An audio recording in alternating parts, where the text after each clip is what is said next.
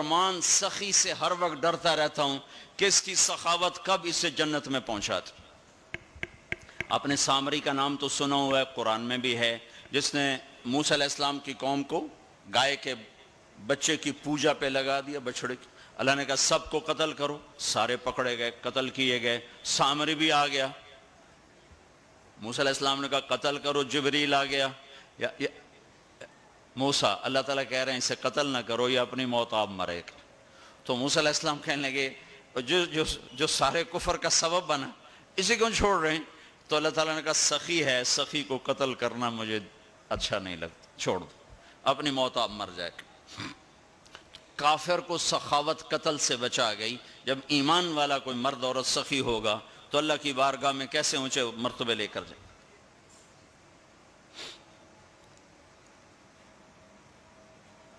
تو اپنے اوپر خرچ کرو وسعت کے مطابق، اللہ نے روکا نہیں ہے، منع نہیں کیا ہے، لیکن غریب کو بھی یاد کرو۔ زکوٰۃ کو فرض قرار دیا، اور آپ نے فرمایا جس نے مزدور سے کام لیا اور اس کو مزدوری نہ دی، یہ تمہارے کراچی میں ہر وقت ہو رہا ہے، ہر جگہ ہو رہا ہے، جتنا بڑا کوئی طاقتور ہے اتنا وہ اپنے نوکروں پر ظالم بھی ہے، جابر بھی ہے، اور ان کے حقوق بھی مارتا ہے، چونکہ فریاد ہی نہیں کر سکتا۔ میرا پنجاب کا زمیندارہ ماحول سارا ایسا ہی۔ تو آپ نے فرمایا جس نے مزدور سے کام لیا اور اسے موقع پہ تنخواہ نہ دی اور اس کے پیسے مار لیے، تو اس مزدور کا قیامت کے دن میں وکیل بنوں گا، میں اس کا کیس لڑوں گا، اور جس کا کیس میرے نبی نے لے لیا پھر اگلا کوئی بچ کے جا سکتا ہے کہیں؟ مزدور کا پسینہ خشک ہونے سے پہلے اس کے ہاتھ میں پیسے پکڑا دو۔ پھر مزدور سے فرمایا، یعنی دونوں طرف کا خوبصورت، کیا دین خوبصورت ہے، کہ جو اپنے نوکر کی، جو اپنے مالک کی نوکری بھی پوری دیانتداری سے کرے اور اللہ کی بندگی بھی دیانتداری سے کرے، تو اسے ہر کام پہ دگنا اجر ملے گا، دگنا۔ یعنی میں ایک نماز پڑھتا ہوں، میری 10 ہیں، اس کی 20 ہوں گی۔ میں ایک روزہ رکھتا ہوں، میرا 1 ہے، اس کے 2 ہوں گے۔ میں ایک قرآن ختم کرتا ہوں، میرا 1 ہے، اس کے 2 ہوں گے۔ کہ ایک طرف اپنے مالک کے ساتھ دیانتداری سے نوکری کر رہا ہے اور ایک طرف اپنے اللہ کے ساتھ دیانتداری سے بندگی کر رہا ہے، دگنا اجر ہو جائے گا۔ تو مال خرچ کرنا یہ تیسری بنیاد۔ چوتھی بنیاد ہے روزہ۔ لا الہ الا اللہ یہ کلمہ تعارف ہے، کلمہ معرفت ہے۔ نماز اس تعارف کو محبت میں بدلنے کا ذریعہ ہے۔ زکوٰۃ، لا الہ الا اللہ یہ تعارف ہے۔ نماز یہ تعلق پیدا کرتی ہے، زکوٰۃ یہ محبت پیدا کرتی ہے، اور روزہ یہ عشق پیدا کرتا ہے۔ یہ یوں ترتیب چل رہی ہے، ایسے ایک دم حج پہ ہم چڑھ جاتے ہیں نا، یہ پچھلی سیڑھیاں طے نہیں کرتے، جیسے جاتے ہیں ویسے ہی واپس آ جاتے ہیں۔ تو لا الہ الا اللہ محمد رسول اللہ یہ تعارف کا کلمہ ہے، تعارف ہو رہا ہے، پہچان ہو رہی۔ جیسے میرا باپ کا ایک تعارف ہو رہا ہے، چہروں سے ہم پہچان رہے ہیں ایک دوسرے کو، کسی کو ہم نام سے پہچانیں گے، پھر ملتے رہیں گے تو تعلق بن جائے گا، ایک دوسرے پر خرچ کریں گے تو وہ محبت بن جائے گی۔ تو لا الہ الا اللہ محمد رسول اللہ یہ کلمہ معرفت ہے، پہچان۔ نماز اس معرفت کو تعلق میں بدلتی ہے، اور پھر زکوٰۃ اس تعلق کو محبت میں بدلتی ہے۔ پھر محبت کو آگے پروان چڑھا کے عشق تک پہنچانا ہے تو اس کے لیے بھوکا پیاسا رہنا اس کا لازمی امر ہے۔ تو اس کے لیے روزہ رکھا گیا کہ روزے رکھ، اللہ کے لیے بھوکا بھی رہے اور پیاسا بھی رہے۔ اب یہ بھوک اور پیاس مل کر اس کے اندر ایک عشق کی آگ لگاتی ہے۔ پھر یہ عشق مجبور کرتا ہے کہ محبوب کو دیکھوں تو صحیح، اس کا دیدار تو کروں، اور نہیں تو اس کے گھر کا دیدار کروں، کہیں تو نظر آئے، کہیں تو کوئی آثار دیکھوں۔ تو پھر اس کے لیے بلایا گیا کہ اب آؤ والہانہ عاشقانہ مجنونانہ، چونکہ جو عاشق ہوتا ہے وہ زیب و زینت سے بے نیاز ہوتا ہے، وہ تو دیوانوں کی طرح آتا ہے، لہٰذا کہا بھائی دیوانوں کی شکل بناؤ، ٹوپی اتار دو، خوشبو پھینک دو، کنگھی پھینک دو، کفن پہن لو، جوتا بھی ایسا ہو کہ صرف تمہیں گرمی سے بچائے، سردی سے بچائے، اور آؤ میرے گھر کی طرف. کراچی میں کہا تضرعاً و خفیہ, مجھے یاد کرنا تو آہستہ آہستہ, شور نہ مچایا کرو. اور جب بیت اللہ میں بلایا تو کہا عجب ثج, شور مچاتے ہوئے آؤ. کہ دیوانے شور مچاتے ہوئے پہچانے جاتے کہ دیوانہ ہے. بڑا سنجیدہ ہوتا, بڑا عقل مند ہے. کہ نہیں, وہاں عاشق بن کے جانا ہے. عاشق ہوں میں عشق کما میں, یہ میری زبان کی شاعری ہے, تمہیں مزہ آئے نہ آئے مجھے مزہ لینے دو. عاشق ہوں میں عشق کما میں, دل رکھیں وانگ پہاڑاں ہو. سائے سائے بدیاں ہزار علامیں, کر جانے باغ بہاراں ہو. منصور جے چک سولی دیتے, جڑے واقف کل اسراراں ہو. سجدیں سر چائیں نہ باہو, توڑے کافر کہن ہزاراں ہو. عاشق سوئی حقیقی جیڑا, قتل معشوق دے مننے. سر نو جوڑے تے مکھ نہ موڑے, ہمیں 100 تلواراں کھنے. سچا عشق حسین علی دباہو, سر دتے تے روز نہ بھنے. یہ حج ہے, یہ حج ہے. ابا الحب ان یخفا وقد کم کتمتہ فاصبح عندی قد اناخ وطنبا. یہ ایک لڑکی بیت اللہ کا طواف کر رہی تھی اور یہ شعر پڑھ رہی تھی. اذا شد شوقی ہام قلبی بذکرہ وان رمت قربا من حبیبی تقربا. اور جنید بغدادی طواف کر رہے اور ان کے کانوں میں شعر پڑے. اور شعروں کا ظاہر بڑا عجب ہے کہ میں نے تو محبت کو بہت جھٹکے دیے, بہت اپنے آپ کو بچایا, پر عشق نے میرے دل میں ڈیرے ڈال دیے اور خیمے گاڑ دیے, تنابیں کس دیں. مجھے کہیں کا نہ چھوڑا, مجھے کسی کا نہ چھوڑا, میں ایک ہی کی ہو کے رہ گئی. جب اس کا خیال آتا ہے تو میں پاگل ہو جاتی ہوں, جب وہ نظر آتا ہے تو میں ہوش میں آتی ہوں. تو وہ جنید بغدادی کہنے لگے, وہ لڑکی بیت اللہ میں کیا کہہ رہی. تو اس نے دیکھا اور ہنس پڑی. لولا التقى لم اهجر عن طيب الوطن. کیا سمجھے ہو, میری بات کو غلط سمجھے ہو. مجھے میرے رب کا عشق رات کے اندھیرے میں یہاں لایا, میں کسی اور کی بات نہیں کر رہی. تو کہنے لگی تم کس کا طواف کر رہے ہو؟ تو جنید کہنے لگے بیت اللہ کا. تو وہ زور سے ہنس پڑی اور یوں آسمان کو دیکھا, کہنے لگی واہ میرے رب, تیرے بھی کیسے دیوانے بندے ہیں جو تجھے چھوڑ کے پتھروں کا طواف کرتے ہیں, جو تجھے چھوڑ کے پتھروں کا طواف کرتے ہیں. جنید فرماتے میں تو بے ہوش ہو کے گر گیا, جب ہوش آیا تو وہ بچی جا چکی تھی.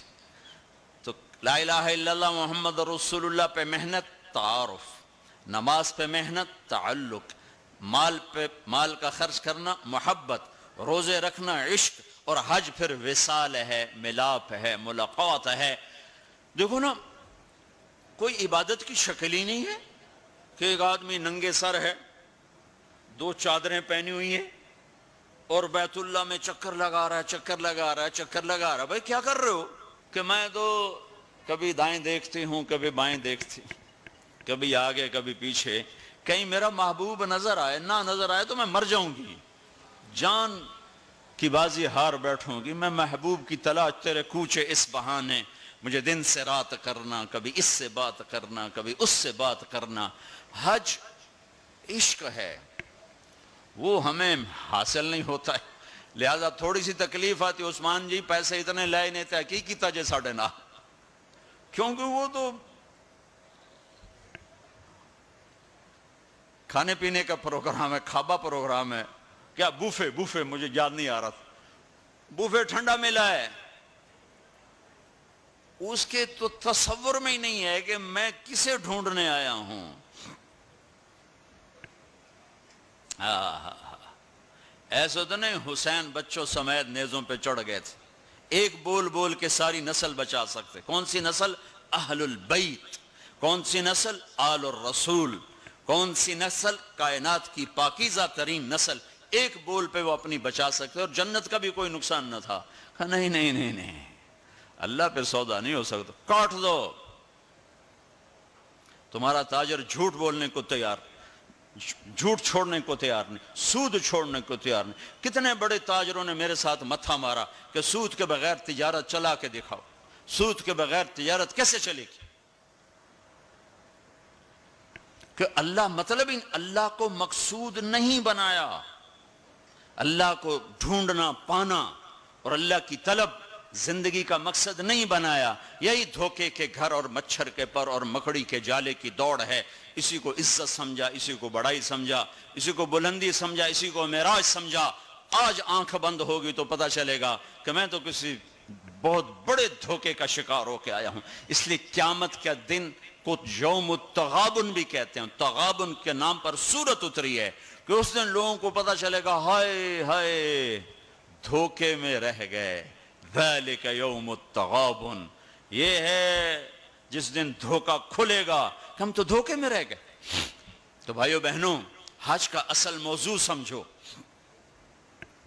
اللہ کو پانا اور اللہ کے لیے جینا اور اللہ کے لیے مرنا اور اللہ پہ مٹ جانا، یہ حج کا مغز ہے، یہ حج کی روح ہے۔ باقی اس کے اعمال ہیں، کچھ سفر کی ضرورتیں ہیں، کچھ وہاں رہنے کی ضرورتیں ہیں، کچھ حج کے جو شرعی اعمال ہیں کچھ ان کی ضرورتیں ہیں، لیکن جو حج کی روح ہے وہ ہے اللہ کو ڈھونڈنا، قبلہ بدلنا، قبلہ یہ دل اللہ کو دینا۔ ایک صحابہ نے پوچھا یا رسول اللہ ما الاسلام، یا رسول اللہ اسلام کیا ہے؟ آپ نے کہا ان تسلم قلبک للہ، دل اللہ کو دے دے، یہ اسلام ہے، دل اللہ کو دے دے، یہ اسلام ہے۔ تو بھائیو بہنوں، طے کر کے جاؤ کہ زندگی کو بدل کے واپس آنا۔ اتنے سال اپنی مرضی کے گزار لیے، تو اب اللہ سے مل کے آ رہے ہیں، تو اب باقی زندگی اس کی مرضی پہ گزار دیں۔ اتنا زمانہ اپنی مرضی پہ گزارا ہے، تو اب باقی جو وقت حج کے بعد گزرے گا وہ اللہ کی مرضی پہ گزاریں، کہ جو اللہ کہے گا وہ کریں گے، جس سے روکے گا اس سے روکیں گے، جو وہ فرمائے گا اس پر لبیک کہیں گے، جس سے ہٹائے گا اس سے پیچھے ہٹتے چلے جائیں گے۔ تو ہمیں اس کی روح حاصل ہو گئی۔ یہ عبادات ہیں، اور عبادات میں یہ سب سے عالی شان اللہ نے عبادت بنائی ہے الحج۔ اور ایک اور میں نے غور کیا، اللہ تعالیٰ نے نماز فرض کی تو فرمایا کہ ان الصلاۃ علی المؤمنین کتابا موقوتا، نماز ایمان والوں پر فرض ہے، اس میں اللہ کا نام کوئی نہیں ہے۔ کتب علیکم الصیام کما کتب علی الذین من قبلکم، تم پہ روزے فرض ہیں، اللہ کا نام اس میں کوئی نہیں ہے۔ من شہد منکم الشہر فلیصم، رمضان کا چاند دیکھو تو روزہ رکھو، اس میں اللہ کا نام کوئی نہیں ہے۔ لیکن جب اللہ نے حج کو فرض کیا تو اب میں وہ آیات دوبارہ پڑھ، ان الصلاۃ کانت علی المؤمنین کتابا موقوتا، نماز فرض، کتب علیکم الصیام کما کتب علی الذین من قبلکم، روزہ فرض، اقیموا الصلاۃ وآتوا الزکاۃ وانفقوا، زکوٰۃ فرض۔ اب جب اللہ تعالیٰ حج فرض فرمانے لگے تو اس کو یوں پیش کرتے، کتب علیکم الحج، تم پہ حج فرض ہو گیا، یہ نہیں، وَلِلَّهِ عَلَى النَّاسِ حِجُّ الْبَيْتِ مَنِ اسْتَطَاعَ إِلَيْهِ سَبِيلًا وَمَنْ كَفَرَ فَإِنَّ اللَّهَ غَنِيٌّ عَنِ الْعَالَمِينَ۔ جس طرح اللہ نے حج کو پیش کیا ہے، کسی عمل کو ایسے پیش نہیں کیا۔ جس طرح اللہ پاک نے حج کو فرض بنا کے پیش کیا ہے، کسی فرض کو ایسے پیش نہیں کیا کہ نام ہی اپنا ہے، وَلِلَّهِ وَلِلَّهِ وَلِلَّهِ، اور یہ جو لام ہے، پہلے لام پھر اللہ تو بن گیا للہ۔ تو لام کے یہاں دو مطلب ہیں، للہ، بھائی حج کیوں کر رہے ہو؟ اللہ کے لیے کر رہا ہوں، اور کوئی حاجی تو نہیں کروانا، اللہ کے لیے کر رہا ہوں۔ وَلِلَّهِ، بھائی کدھر جا رہے ہو؟ احرام باندھا ہوا ہے، پتہ ہے حج پہ جا رہے ہیں، وہ بھی کہے گا حج پہ جا رہا ہوں، یہ کہے گا عمرے پہ جا رہا ہوں، لیکن اللہ نے تاثر کیا دیا ہے لام کے ذریعے سے، وَلِلَّهِ، کہاں جا رہے ہو؟ کہا جی میں اللہ کی ملاقات پہ جا رہا ہوں، اللہ نے بلایا ہے تو میں ملاقات کے لیے جا رہا ہوں، وَلِلَّهِ۔ اتنی خوبصورت ابتدا ہے، اور پھر آگے حج فرض کرنا ہے ایمان والوں پر، اور ایمان والوں میں مالداروں پر، اور مالداروں میں صحت مند پر۔ 3 شرطیں ہیں، ایمان بھی شرط ہے، مال بھی شرط ہے، صحت بھی شرط ہے۔ مال والا ہے، صحت کوئی نہیں، حج ساقط۔ ایمان والا ہے، مال کوئی نہیں، حج معاف۔ تو یہ 3، ایمان بھی ہو، مال بھی ہو، صحت بھی ہو۔ لیکن اللہ نے پیش کیسے کیا ہے؟ وَلِلَّهِ عَلَى النَّاسِ، عَلَى النَّاسِ میں کافر، مسلم، مشرک، مومن، سب، مالدار، غریب، فقیر، امیر، سب، بیمار، صحت مند، سارے، معذور، دوسرے، سارے۔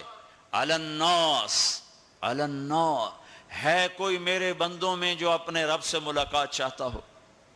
ہے کوئی جو اللہ کی ملاقات چاہتا ہو؟ انداز یہ ہے۔ اور آگے چونکہ صرف مالداروں کو اور صحت مند کو لینا ہے تو کہا حج البیت من استطاع الیہ السبیلا، اس کو آخر میں لائے، پہلے نہیں لائے، آخر میں لائے کہ ہاں بھائی تمہارے رب کی تمنا تو یہ ہے کہ سارے ہی آ جاؤ میری ملاقات کی۔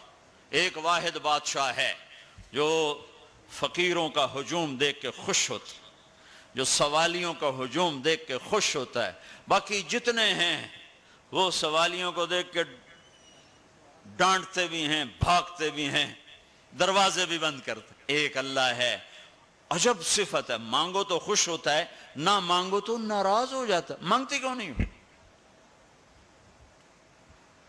سب سے آخری جنتی کو اللہ تعالیٰ بڑے مزے سے نکالے گا جنت،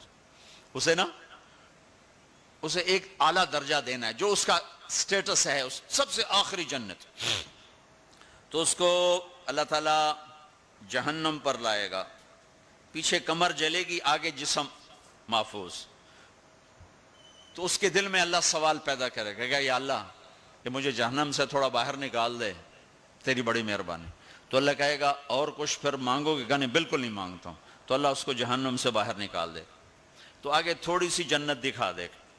اب آدمی کی حرص و حوث تو ختم ہو نہیں سکتی، تھوڑی دیر بعد کہے گا یا اللہ وہ چھوٹی سی جنت مجھے دے دے، تیری بڑی مہربانی۔ تو اللہ کہے گا پھر اور تو نہیں مانگے گا؟ کہنے بالکل تیری عزت کی قسم نہیں مانگتا ہوں۔ تو اللہ وہاں پہنچا دے گا۔ تھوڑی دیر کے بعد ایک اور اس کو درجہ دکھا دے گا۔ جب ادھر دیکھے گا، پہلے آدمی پیدل اور کہتے اللہ سائیکل ہی دے دے، جب سائیکل آ جاتا ہے پھر کہتا ہے اللہ موٹر سائیکل دے دے، جب موٹر سائیکل آ جاتا ہے پھر کہتا ہے یا اللہ گڈی دے دے چاہے سزوکی کیوں نہ ہوئے، جب سزوکی آ جاتی پھر یا اللہ ٹوٹا ہی دے دے۔ تو آدمی کا حرص آگے آگے جاتا ہے، تو تھوڑی دیر تک تو دیکھتا رہے گا، پھر چپ رہے، پھر کہے گا یا اللہ یہ مجھے درجہ دے دے، تیری بڑی مہربانی۔ تو اللہ فرمائیں گے پھر آگے تو نہیں مانگو گے؟ نہیں تیری عزت کی قسم آگے نہیں مانگتا۔ تو اللہ وہاں پہنچا دے گا، پھر اس کا اصلی مقام اس کو ظاہر کرے گا جہاں اس نے جانا ہے۔ وہ آخری جنتی، میرے نبی نے فرمایا میں آنکھوں سے دیکھ رہا ہوں، جہنم سے نکل رہا ہے اور جنت میں جا رہا ہے، اس کا نام ہوگا جوہینہ، میرے نبی نے بتایا، اس کا قبیلہ ہوگا جوہینہ، عرب قبیلہ ہے، عرب۔ اور جب وہ اس کو، وہ آخری جنتی، اس کو اس دنیا سے 10 گنا بڑی جنت اللہ تعالیٰ فرمائے گا، اس زمین سے 10 گنا بڑی۔ تو اللہ یوں دکھائے گا، تو اب وہ اس کو دیکھے گا، تو اب جو نظر آ رہا ہے وہ حقیر ہو جائے گا۔ تو پھر اس کو سوچ آئے گی جو ہن منگے آتا کہ دیں ریورس گیئر نہ لگ جائے، دوبارہ پیچھے دوزخ کی واپسی نہ ہو جائے۔ تو لہذا چپ، اندر میں ابال اٹھ رہے ہیں کہ مانگوں، اور ڈر لگ رہا ہے کہ اتنی دفعہ قسمیں کھائیں توڑ دیں، قسمیں کھائیں توڑ دیں، تو کہیں اللہ تعالیٰ آگے چل بہنوں واپس کر دو، تو لہذا چپ کر کے بیٹھو۔ اللہ تو اندر کا بھید جانتا ہے۔ ہائے ہائے، تھوڑی دیر کے بعد اللہ کہے گا مانگتے کیوں نہیں ہو، مانگتے کیوں نہیں؟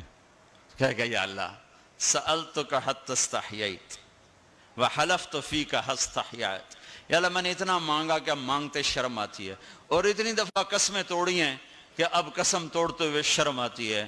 تو اللہ تعالیٰ فرمائیں گے واہ واہ، تو نے مجھے لگتا ہے سمجھائی نہیں، اچھا اگر میں تمہیں دنیا سے 10 گنا بڑی جنت دے دوں تو راضی ہے؟ تو کہے گا یا اللہ رب ہو کے مذاق تو نہ کر میرے ساتھ۔ تو اللہ تعالیٰ فرمائے کہ مذاق نہیں کر رہا ہوں، چل تیرے لیے دروازے کھل گئے ہیں۔ تو اللہ واحد شہنشاہ ہے، مانگو تو خوش ہوتا، نہ مانگو تو ناراض ہوتا۔ اور جتنا مانگو اتنا خوش ہوتا.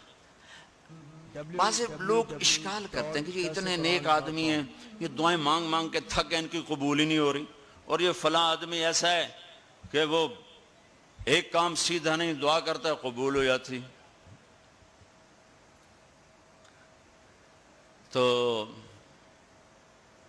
میرے نبی نے فرمایا کہ ایک اللہ کے تعلق والا بندہ یا بندی اپنی ضرورت میں اٹکا ہوا ہے اور اللہ سے مانگ رہا ہے اور رو رہا ہے، اوپر سے دروازہ نہیں کھل رہا ہے، کہتا پتہ نہیں کیا ناراضگی ہو گئی ہے. حتیٰ کہ فرشتے سفارش کرتے ہیں کہ یا اللہ یہ اتنے دیر سے بیچاری رو رہی ہے، یہ اتنے دیر سے رو رہا ہے، یا اللہ اس کا کام کر دے. تو اللہ تعالیٰ فرماتے احب ان اسمع حنینہ، مجھے اس کا رونا بڑا پیارا لگ رہا ہے، میں چاہتا ہوں کچھ اور رو لے. دے دیا تو پھر کہیں رونا، لہذا میں چاہتا ہوں تھوڑا یہ رو لے، اس لیے لیٹ ہو رہا ہے، اس لیے لیٹ نہیں ہو رہا کہ میں ناراض ہوں. تو اللہ تعالیٰ کے مختلف اپنے بندوں کے ساتھ معاملات ہیں. تو حج میرے بھائیو بہنوں، وَلِلَّهِ عَلَى النَّاسِ حِجُّ الْبَيْتِ مَنِ اسْتَطَاعَ إِلَيْهِ سَبِيلًا. آؤ بھائی آؤ، اپنے رب کی ملاقات کے لیے آؤ، سارے آؤ، ایمان لے کر آؤ. کافر کلمہ پڑھ لو اور کلمے والے تیاری کر لو. پھر آگے نرمی کر دی، اچھا بھائی جو آ سکتا ہے وہ تو ضرور آئے. اس پیشکش میں اتنی محبت تھی کہ سننے والے کو یہ شک پڑ سکتا تھا کہ لگتا ہے اللہ کو ہمارے حج کی ضرورت پڑ گئی ہے، تو پھر ومن کفر، نہیں آؤ گے نا، یہاں کفر سے مراد کافر ہونا نہیں، ومن کفر، جو حج پہ نہیں آتا فإن اللہ لغنی عن العالمین، تو مجھے صرف تمہاری نہیں، مجھے تو کل کائنات کی پرواہ کوئی نہیں، تم نہیں آؤ گے تو کیا ہو جائے گا. تو آخر میں اپنی ذات کو صاف کیا ہے اور شروع میں اپنی محبت کا اظہار کیا ہے. تو بھائی بہنوں یہ نیت کر کے جاؤ کہ واپس والی زندگی وہ نہیں ہوگی جو پہلے تھی، وہ نہیں ہوگی جو پہلے تھی. تو اللہ کی ملاقات اس طرح ہو کہ ماضی اور حال اور ہو جائیں اور مستقبل اور ہو جائے، تو گویا ہم اللہ کی بارگاہ میں اپنی مہر لگوا کے آ گئے. یہ اسلام کا عبادت کا پہلو ہے. یہ عبادت کا پہلو اس وقت مکمل ہوگا جب اس کے ساتھ اخلاق کا پہلو جڑے گا، وہ ہے لوگوں کے حقوق ادا کرنا. سب سے انشاءاللہ میں اللہ کے نبی کا خطبہ پڑھ کے سناؤں گا عرفات میں. 3 دن آپ نے تقریر فرمائی، تینوں دن ایک ہی جگہ سے بیان شروع کیا. لوگو تمہاری عزتیں، تمہارے جان، تمہارے مال ایک دوسرے کے لیے حرام ہو گئے. کسی کی عزت پہ، کسی کے مال پہ، کسی کی جان پہ ہاتھ نہ ڈالنا. اور آخری جملہ ہے لا ترجعوا بعدی کفارا یضرب بعضکم رقاب بعض. دیکھو میرے بعد کافر نہ ہو جانا کہ ایک دوسرے کے گلے کاٹتے پھر رہے ہو، ایک دوسرے کے گلے کاٹتے پھرنا گویا میرے نبی کی نظر میں کافر ہو جانا ہے. یہ آخری جملہ تھا. اور پھر ایک اور آخر لا تسودوا وجہی یوم القیامہ. دیکھو مجھے قیامت کا دن تمہاری وجہ سے شرمندہ نہ ہونا پڑے، مجھے شرمندہ ہونے سے بچانا. یہ آپ کے خطبات کے آخری الفاظ ہیں. تو ایک تو اس کی تفصیل حج کیسے کرنا، وہ کتابیں موجود ہیں، سارے کو چھوٹے چھوٹے پمفلٹ موجود ہیں، آپ آسانی سے اس کو فالو کر سکتے ہیں. اور اگر اس میں کوئی اونچ نیچ ہو جاتی ہے تو مینا بکروں سے بھرا پڑا، 1 بکرا دے دو، 2 دے دو، 4 دے دو، 5 دے دو، جتنے مرضی دے دو وہ ہو جائے گا. تو جب تم اتنے پیسے خرچ کر کے جا رہے ہو تو میرے نبی سے پوچھا گیا یا رسول اللہ سب سے بہترین حج کیا ہے؟ الحج والثج، سب سے بہترین حج ہے لبیک کہنا زور زور سے اور قربانی کرنا اپنی وسعت کے حساب سے، خون بہانا، قربانی کرنی. ہمارے نبی اگر اپنی طرف سے قربانی کرتے تو 1 بکرا ذبح کر دیتے، 1 دمبا ذبح کر دیتے، 1 مینڈا چھترا. ساری زندگی ہمارے نبی عید قربان پر 2 قربانیاں کرتے تھے، 2 چھترے، 1 اپنی طرف سے کرتے تھے اور 1 امت کی طرف سے کرتے تھے، ساری 2. لیکن جب آپ نے حج کیا تو آپ نے کتنی قربانیاں فرمائیں؟ آپ کی عمر مبارک 63 سال تھی، تو آپ اور حضرت علی کے اونٹ مشترکہ مل کر 100 تھے، 100. تو وہ 100 اونٹ میں سے آپ نے 63 اونٹ الگ کروا لیا، ہر سال کا ایک اونٹ، اور ایک اونٹ میں 7 قربانیاں ہوتی ہیں، ایک میں 7 ہوتی ہیں۔ پھر ان میں سے 5 کو الگ کیا، 5 میں سے ایک کو سامنے لایا گیا اور اس کو کھڑا کر کے آپ نے ذبح کیا، کھڑا کر اس کے یہاں یوں برچھا مارا یوں، تو یہاں تو جانور ہو، بکرا ہو، اونٹ ہو، جب اس کو برچھا لگتا ہے تو وہ شور مچاتا ہے، آ کرتا ہے، لیکن جب وہ اس اونٹ کو لگا نبی کے ہاتھ سے برچھا تو اس کی خوشی سے ہائے نکلی، اور پیچھے جو اونٹ کھڑے تھے ان میں جنگ شروع ہو گئی، ہر اونٹ رسی توڑ کے آگے بڑھ کے ذبح ہونے کی کوشش کر رہا تھا کہ کہیں میں پیچھے نہ رہ جاؤں، میں پہلے ذبح ہو جاؤں، میں پہلے ذبح، نہ شود نصیب دشمن کہ شود ہلاک تیغت، سر دوستاں سلامت کے تو خنجر آزمائی، ہم آہوان سہرا سر خود نہاد برکف با امید آن کے روزے بشکار خواہی آمد، کہ آج سارے جنگل کے ہرنوں کو انتظار ہے کہ آج ہمارا محبوب شکار کرنے آ رہا ہے، تو ہر ہرن گردن جھکا کے کھڑا ہے کہ میں ذبح ہو جاؤں، میں ذبح ہو جاؤں، میں ذبح ہو جاؤں۔ تو یہ شعر میرے نبی پہ فٹ آتا ہے کہ سارے اونٹوں میں جنگ شروع ہو گئی اور ہر ایک کا زور تھا میں ذبح ہو جاؤں، میں ذبح ہو جاؤں۔ آپ نے 63 اونٹ ذبح فرمائے اور برچا پھینک دیا، اور اپنی بیویوں کا حصہ اس میں نہیں رکھا، بیویوں کے لیے الگ قربانی کی، بیویوں بیگمات کے لیے الگ قربانی کی، اور اپنے 63 اور 7 ہر اونٹ میں، اور پھر یہاں تک فرمایا کہ علی جو گوشت بنائے اس کو مزدوری گوشت میں سے نہیں دینی، میں الگ سے دوں گا، اس کا ہر ٹکڑا اللہ کے نام پہ جانا چاہیے، گوشت میں سے مزدوری بھی نہیں دی، الگ سے مزدوری دی۔ اور پھر فرمایا کہ آؤ بھائی جو لے جانا چاہتا ہے لے جائے، پھر فرمایا حضرت علی سے کہا ایک ایک بوٹی سارے اونٹوں سے لے لو اور ایک دیگ چڑھا دو، تو وہ ایک ایک بوٹی سارے اونٹوں سے لے کر دیگ چڑھائی، پھر آپ نے اس کے پکنے کا انتظار کیا، جب وہ تیار ہو گئی تو پھر آپ نے حضرت علی نے چند اور صحابہ نے مل کر اس کا گوشت کھایا، شوربہ پیا، اور پھر اس کے بعد آپ طواف زیارت کے لیے تشریف لے گئے۔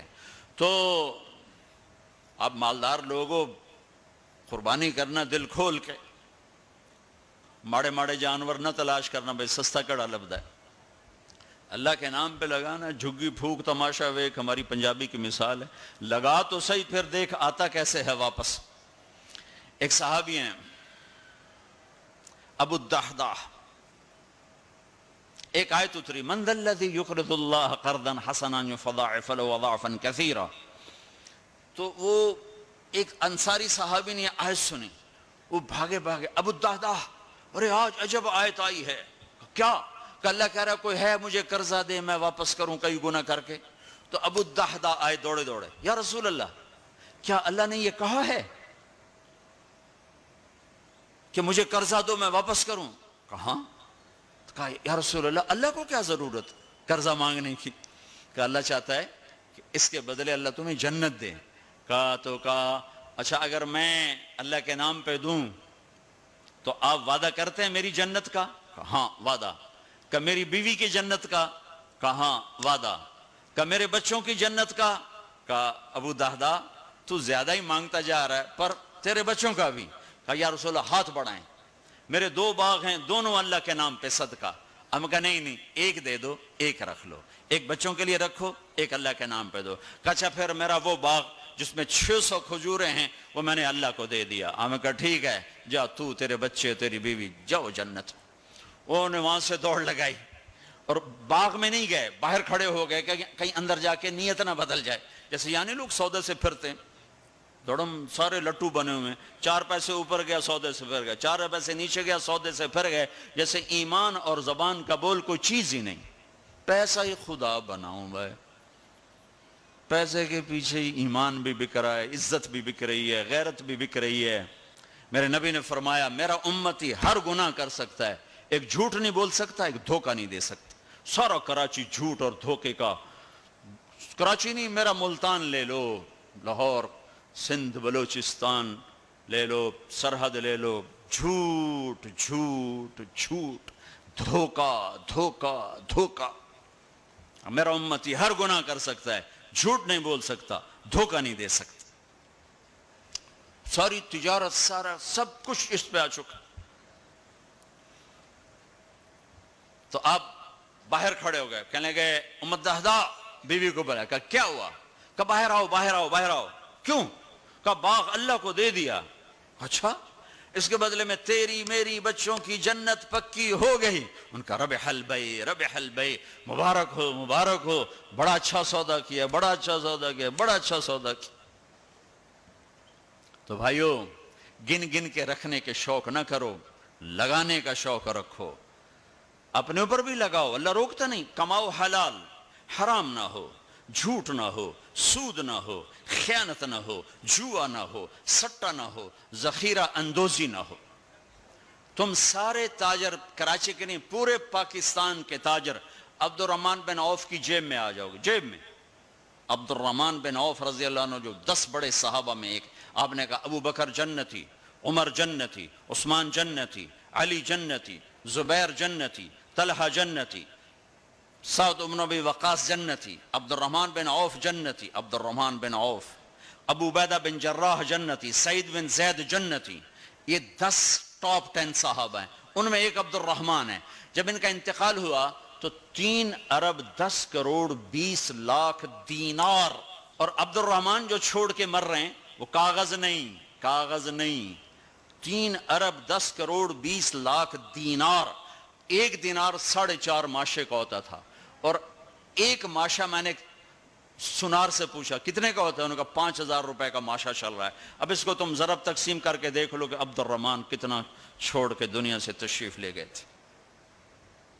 ہم نے کہا عبد الرحمن تاجر الرحمن, عبد الرحمن یہ رحمان کا تاجر ہے, رحمان کا تاجر ہے. اتنی بڑی تجارت کی کہ میری تجارت کے 4 اصول تھے. آپ میں تاجر بھی ہوں گے بڑے بڑے, میری تجارت کے 4 اصول رہے.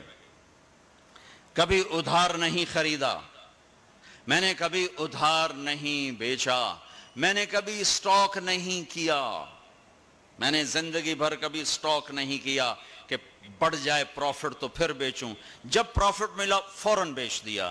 میں نے کبھی سودے کا عیب نہیں چھپایا, میں نے کبھی سودے کا عیب نہیں چھپایا.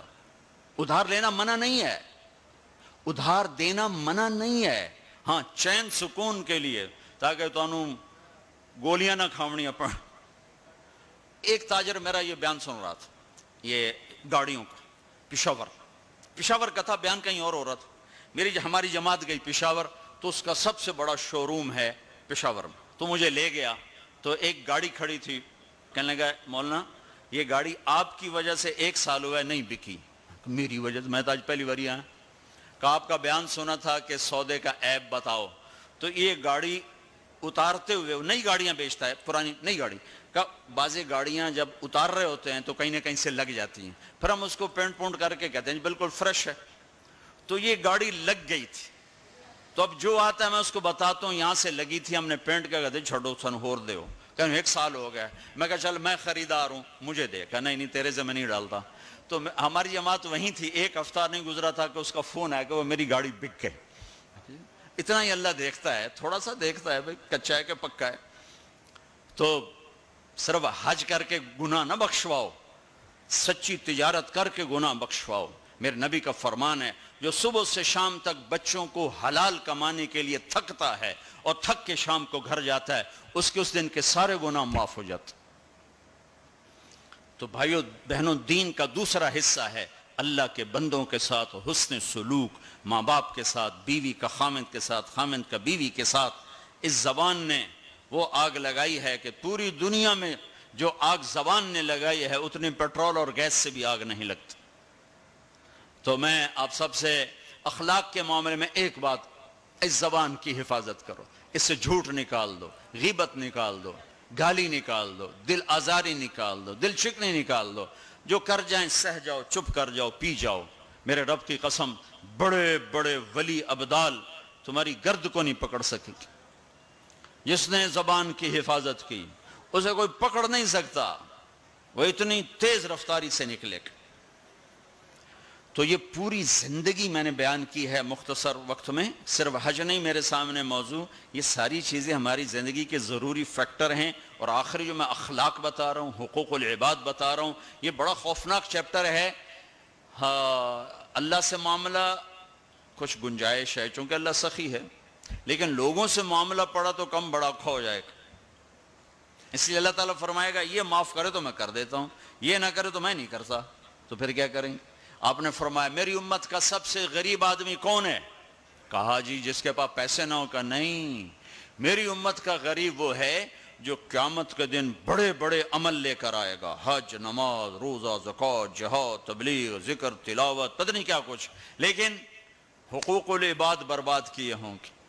کسی کو گالی دی، کسی کو تھپڑ مارا، کسی کی زمین دبائی، کسی کا گھر دبایا، کسی کے خلاف جھوٹا کیس کیا، جھوٹی گواہی دی، نوکر کو مارا، نوکرانی کو مارا، وہ سارے آ جائیں گے، یا اللہ ہمارا حق، کہے گے اتنی نمازیں دے دو، اتنے روزے دے دو، اتنے عمرے دے دو، اتنے حج دے دو، اتنا ذکر دے دو، اتنی تلاوت دے دو۔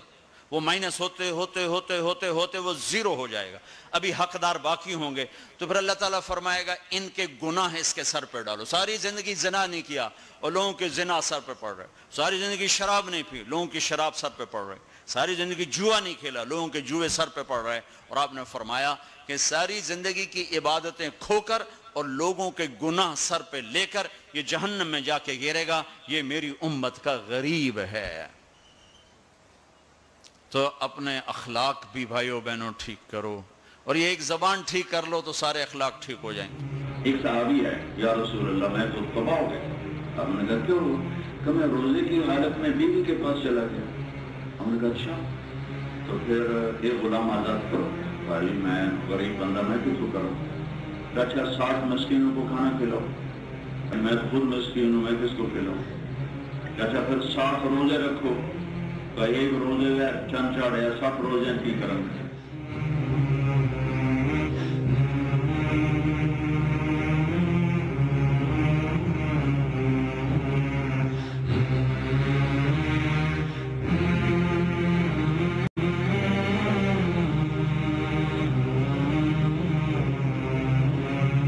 فرمان سخی سے ہر وقت ڈرتا رہتا ہوں کہ اس کی سخاوت کب اسے جنت میں پہنچاتی۔ آپ نے سامری کا نام تو سنا ہوا ہے، قرآن میں بھی ہے، جس نے موسیٰ علیہ السلام کی قوم کو گائے کے بچے کی پوجا پہ لگا دیا، بچڑے کی۔ اللہ نے کہا سب کو قتل کرو، سارے پکڑے گئے، قتل کیے گئے، سامری بھی آ گیا۔ موسیٰ علیہ السلام نے کہا قتل کرو، جبریل آ گیا۔ موسیٰ، اللہ تعالیٰ کہہ رہے ہیں اسے قتل نہ کرو، یہ اپنی موت آپ مرے گا۔ تو موسیٰ علیہ السلام کہنے لگے جو سارے کفر کا سبب بنا، اسے کیوں چھوڑ رہے ہیں؟ تو اللہ تعالیٰ نے کہا سخی ہے، سخی کو قتل کرنا مجھے اچھا نہیں لگتا، چھوڑ دو، اپنی موت آپ مر جائے گا۔ کافر کو سخاوت قتل سے بچا گئی۔ جب ایمان والا کوئی مرد عورت سخی ہوگا تو اللہ کی بارگاہ میں کیسے اونچے مرتبے لے کر جائے۔